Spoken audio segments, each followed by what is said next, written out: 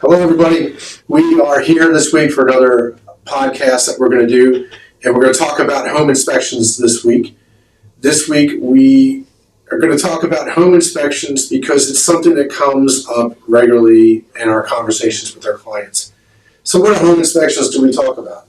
A regular home, which is a general type inspection. It's like when you go to the doctor, you go get your annual exam. They tell you what type of ailments you might have and the specialist that you may need to speak to. Same thing applies for home inspection. It's a generalist type thing. They may recommend other vendors to come out to your house or come out to the house and do additional inspections. Other inspections we see are wood destroying insect, also known as termite, radon. They may also do a survey to check the boundaries, especially if you're going to put up, you have a big property or you're going to put up a fence. You want to check to see if there's any easements or anything that might be crossing into your property. Private septic, private well. Yeah, septic, well, these are other big inspections that we commonly see in this area. So the first thing that we're going to do is we're going to ask, just kind of like our last format, guys are going to ask me questions and frequently ask questions from our clients. And then I'm going to respond to them. And if you have questions about inspections and whatnot, feel free to message us or shoot us an email, and we'll try to get them into our next episode. So, Rich, I know that you had one that we talked about before we sat down. What was that one that you were going to ask me about? Let's see, you didn't forget. Did you forget? You didn't forget, did you? I'm not sure if you left. Lucas and I kept on talking about other things. So, all right, here you go. To inspect or not inspect? Simple question. So, in this market, I'd say. Yeah. What do I tell you guys all the time? You tell us to waive it. Buyers never get inspections. Lucas, come on. Really? You tell us to always get inspections. Exactly. All right, so let's say, here you go. So before you go any further, yes, we will always tell you should get an inspection. However, based upon the environment and what's going on in the market, you may deduct on your own what things you may not do, and some of them may be inspections. Yeah. Like there are big ticket items when you buy a house that could have problems. What would be those big ticket items? Yeah, so things that you're going to look for, like your heating and air conditioning system. That's going to cost you a lot of money to replace if there's something wrong with that. A roof is a big ticket item, but if a roof is old and it's not leaking, the seller's most likely not going to give you a credit to repair that. Other things like windows. So if you've got 25 windows in a house and they all have bad seals, you say, I want a $30,000 credit for new windows. The seller may look at you like, I'm not giving you a $30,000 credit. They still work. Maybe I'll replace a couple seals on a couple windows, but I'm not going to give you $30,000 to replace all the windows. What about private well, private septic? So private well, private septic. So for private well, when you do your water tests, you can ask for them to install a system to take care of coliforms, lead, iron, magnesium. There's all kinds of different filtration systems that are there that will help mitigate that. Those are actually, though, not as big of a ticket. Correct. As much as what if I'm only getting 7 gallons a minute or something, or 2 gallons a minute instead of 7 gallons a minute. Yeah, I need a new pump. Yeah, that could cost. A new pump is probably around $2,000, $2,500. But what if you need a new well dug?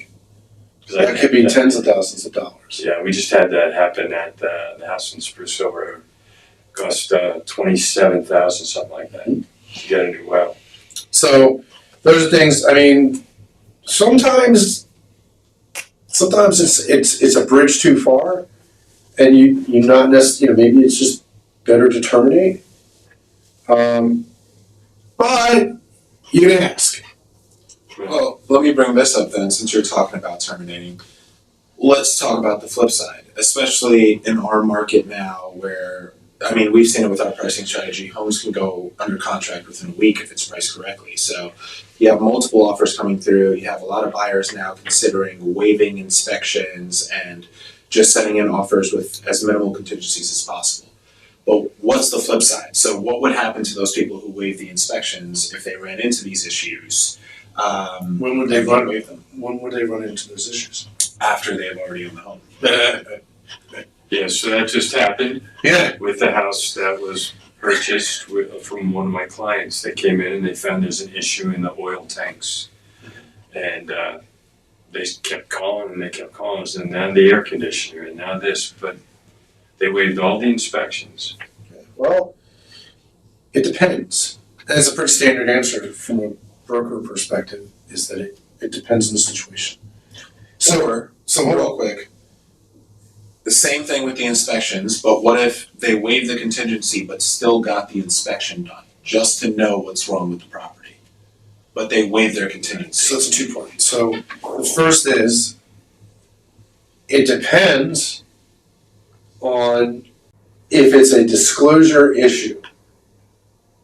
So if you don't get if you waive your inspections, and the property is a normal property where it's not an estate, there is a seller's property disclosure given to you by your agent, and you look at the seller's property disclosure, it says that the house has never gotten water in the basement. But then 3 weeks later, you get a heavy rain or a storm comes through, you get 2 inches of water in the basement. The neighbor comes over to help you out and he says, "Oh yeah, John used to have to bail out the basement every 6 months for whatever reason. The last time I was there, I helped him out. They didn't disclose it on the disclosure." Well, then that's a real issue. That's a seller's disclosure issue. But if a buyer doesn't do the inspections, technically, and then after post-settlement, they go back after you buy the house and you close and all that stuff, something happens.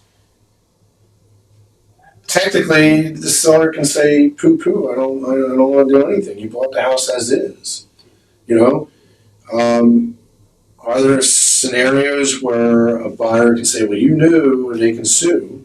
Sure, absolutely. Anybody can sue for anything. That's part of the problem. But anybody can sue for anything. It just depends on whether the cost is worth it or not. So there's a point, I think, where you as an agent and the other agent want to work together to, just because you want to make with Keller Williams, you want to win-win. Right. And you want to make sure that everybody's happy. But there's a point where you don't want the buyer taking advantage of your seller and getting them to do stuff that you don't, pay for more than they need to pay for, especially since they didn't do the inspections.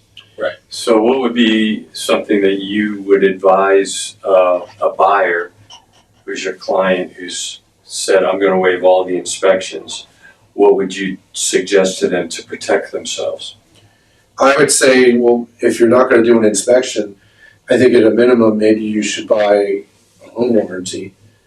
And a home warranty can cost, up to $500-600. Or you can ask for the seller to pay for a home warranty as a part of your contract. So initially, when you offer your contract, and you waive all the inspections, you throw in there like a home warranty. Because how many times have you guys had a situation post-settlement where something breaks? Yeah. On both the buy side and the sell side. Yeah. The buy side, especially for houses that are vacant for long periods of time. How many times have you had something come back where you get a sewer backup because it hasn't been used in a while? Right. Yeah. So if you have a warranty in place, at least you get some coverage and some peace of mind from your buyer who you're representing, or for your sellers so that they don't have problems where somebody's trying to come after them for whatever post-settlement. So what if I have a public septic and public water? Okay, what about it? What are the potential problems that I might see with that? So for public sewer, Mm-hmm. the biggest thing I've seen over the years is damage to a sewer lateral.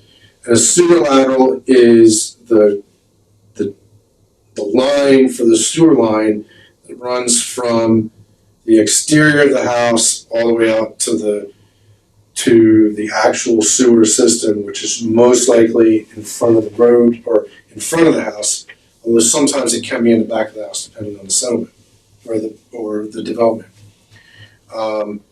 It's that line right there, and that line you may have issues where either the sewer line got crushed, if somebody drove over it, if it's an old clay terracotta type sewer line, and it just cracks over time, and trees get in there and they grow into it, Yeah. and then that causes clogs and backups. Yeah. And this cause issues, and I've had situations in the past, not with my own clients, but with other agents of mine, where they've had issues where they've had a cracked sewer line and the seller did not disclose, and it ended up in a lawsuit.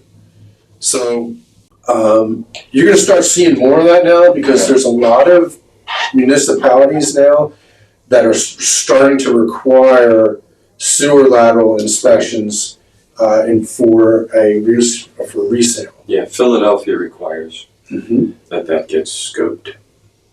So that's an interesting thing, all right? So if you know that township requires a use and occupancy certificate, that means that the township's got to come in, they're going to check out a bunch of stuff. Yeah. Would you then, knowing that, waive that inspection? Or would you keep it because you know that it's a contingency that you can walk away from the house if there's a problem?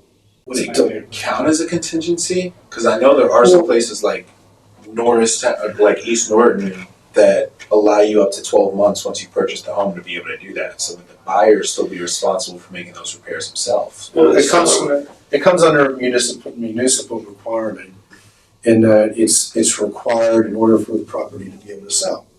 I think it can be an argument, and so say for example, the seller is on the hook for the use and occupancy or the resale. Mm-hmm. The inspection occurs. The township says, yes, I'm gonna, you have to repair this and this. Right. Seller at that time can sit and determine, no, I don't want to do the repairs or not. And then at that point in time, the buyer could say, well, I don't want to move forward unless you do the repairs. Right. Even if they didn't require it as a contingency. Well, it's still a requirement. It's still a requirement in order to get the full use and occupancy. It's just that, say for example, the seller says, I can't do it now, but I'll give you a credit at settlement, and you could do it on your own. Mm-hmm.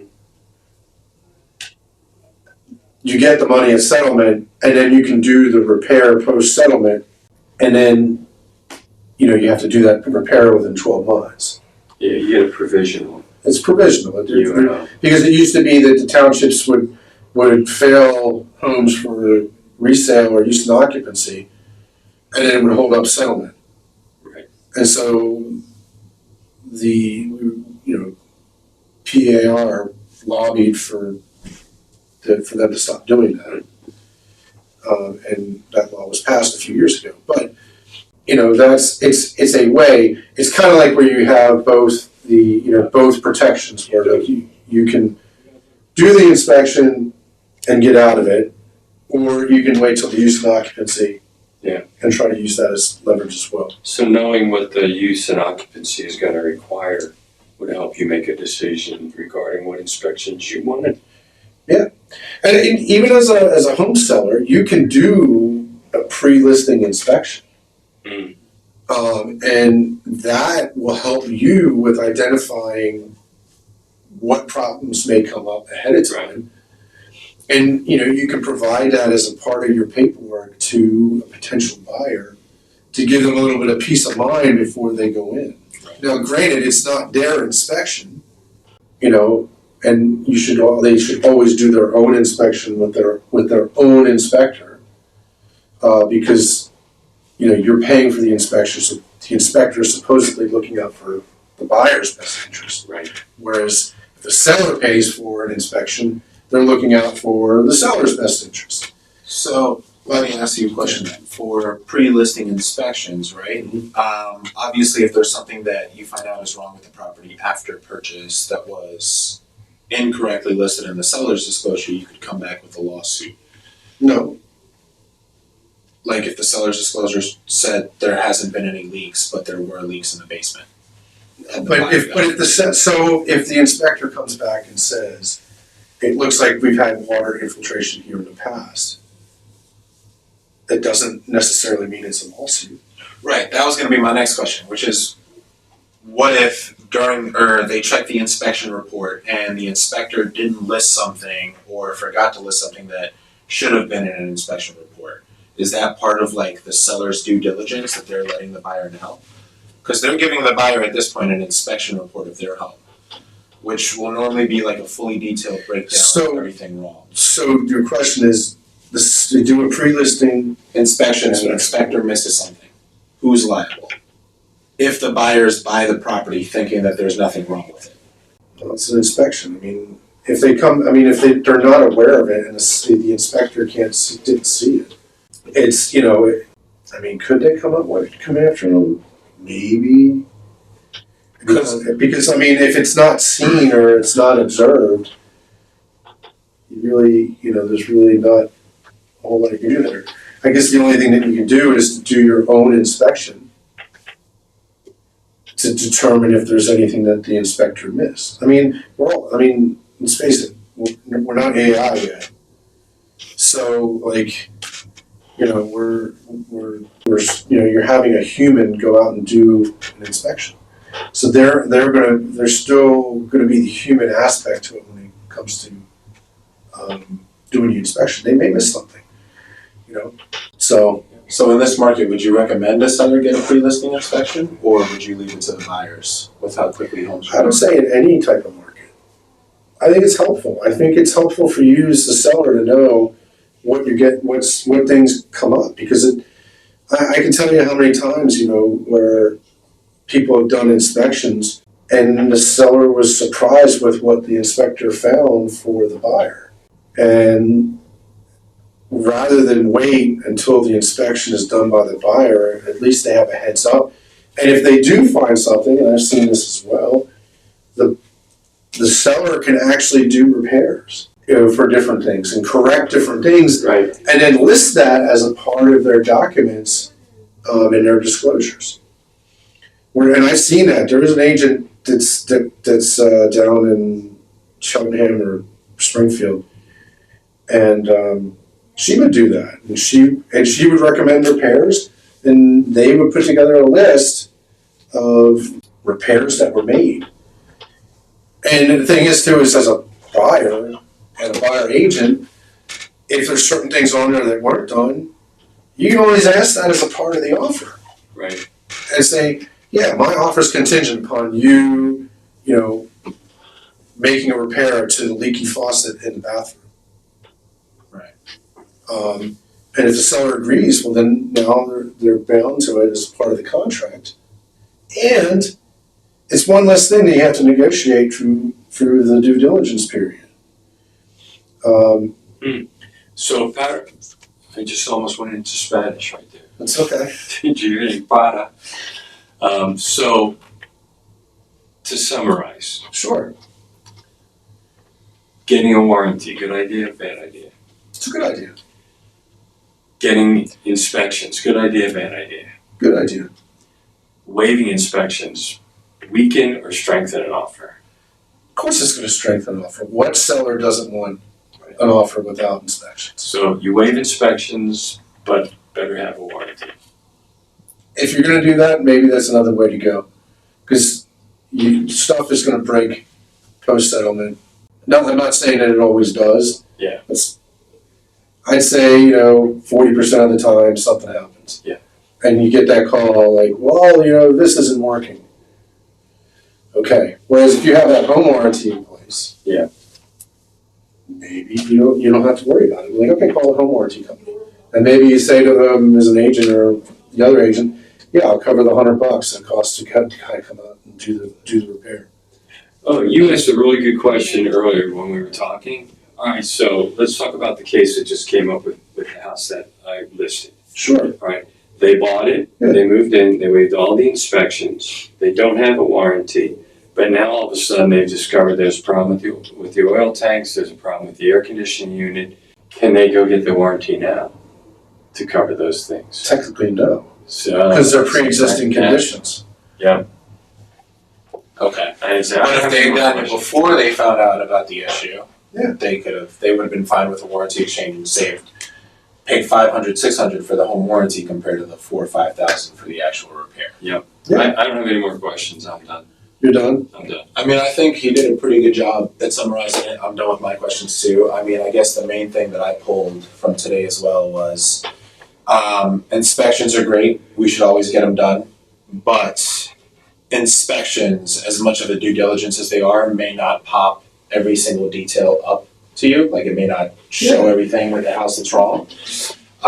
Which is where that home warranty comes through as like a second sort of backup plan. Yeah. That way you're covered. Yeah. I mean, it's, again, and you can always, as a part of your request for repairs, you can request for a home warranty. Yeah, absolutely. It's a great option. You can do it through the due diligence period. Yeah, Billy's a little bored over there. I just saw him yelling at me. We might bring him in a second. You can request it as a part of the repair request. You can request it as a part of your offer. Mm-hmm. I want a home warranty.